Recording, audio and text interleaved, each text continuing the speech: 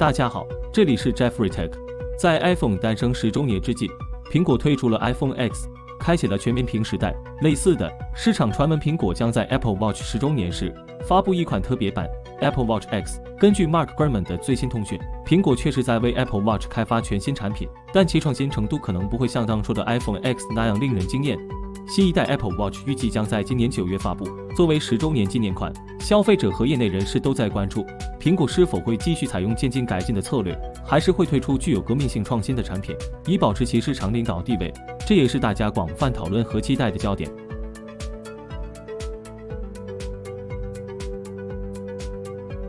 2015年 Apple Watch 正式开售，作为初代 Apple Watch， 苹果贴心地设计了3种不同的型号，分别为 Apple Watch、Apple Watch Sport 和 Apple Watch Edition， 其中基本款的售价为349美元，而 Edition 版本最贵则是达到了上万美元。尽管 Apple Watch 凭借智能、时尚、运动的属性开始在全球风靡，但过高的定价和独特的定位限制了它的受众范围。于是，在2016年苹果发布第2代 Apple Watch 时，重新调整的智能手表的定位，并将2015款 Apple Watch 重命名为 Apple Watch Series 0， 重新发布了 Apple Watch Series 1，并发布了迭代款 Apple Watch Series 2。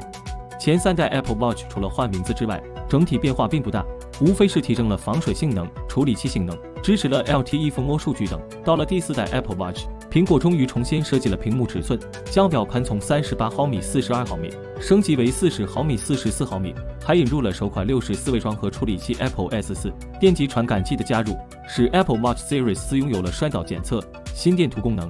2019年发布的第5代 Apple Watch， 主要是材料上的应用有了更多变化，前一代莫名其妙被取消的陶瓷表壳回归，还新增钛合金选项，这也是苹果首次在小型设备上采用钛金属材料。值得一提的是，这代 Apple Watch 也用上了 LTPO OLED 屏幕，支持常亮显示，这也是 WatchOS 表盘风格多元化的开端之一。Apple Watch Series 6于2020年苹果特别活动发布，与前代相比，这代 Apple Watch 变得更加圆润，屏幕亮度也提升了 2.5 倍，支持5G 赫兹 WiFi 和加入了血氧传感器，且全新配备的超宽频芯片 U1 能够提供更精准的定位。在这一年，苹果还推出了 Apple Watch C， 主打终端市场。第7代和第8代 Apple Watch 分别在2021年和2022年推出。2022年，苹果再次调整产品线，发布了定位极限运动的 Apple Watch Ultra， 拥有钛合金表壳、更硬朗的设计和蓝宝石强化玻璃。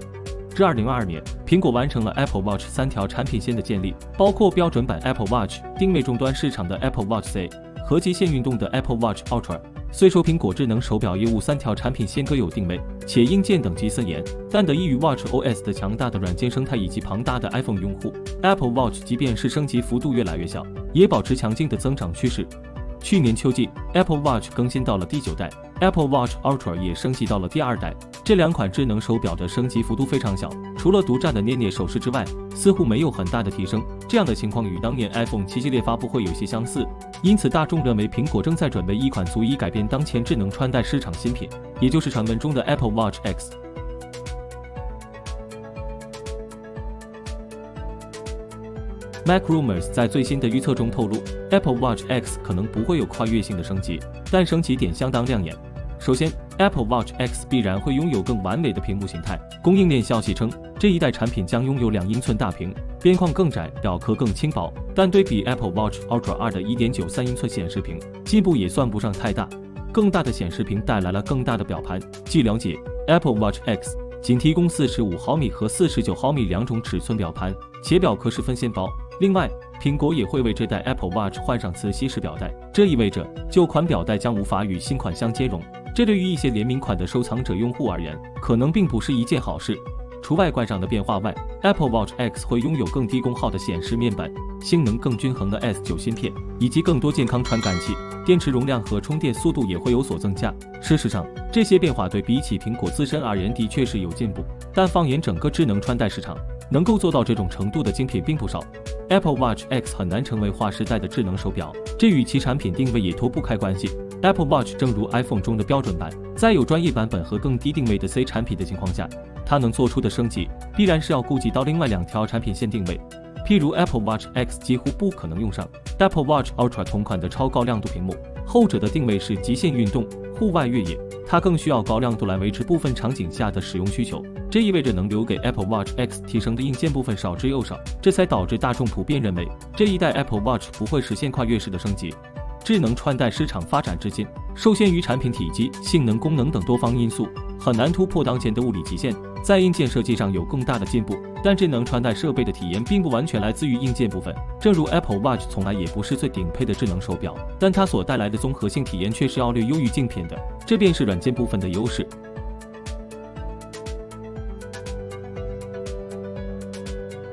直到6月10日举行的 WWDC 2024，苹果才终于发布了自研大模型系统 Apple Intelligent， 但很可惜，它只能支持 iOS、iPadOS、macOS 和 visionOS。当然，苹果坚持优先本地大模型预处理的策略，注定了对设备的性能有一定要求。Apple Watch 的硬件还不支持如此高性能需求的运算，但 Apple Watch 的竞品们已经纷纷上马 AI。三星将在7月发布的 Galaxy Watch 7系列搭载 Galaxy AI、Google Pixel Watch 内置 Gemini Nano 等。没有 AI 的 Apple Watch X 似乎又要落后时代。除 AI 之外，苹果原定要在 Apple Watch X 应用的大招也要延期，比如 Micro LED 面板、血压传感器和睡眠中断检测等，都要等到2025年或2026年才能用上。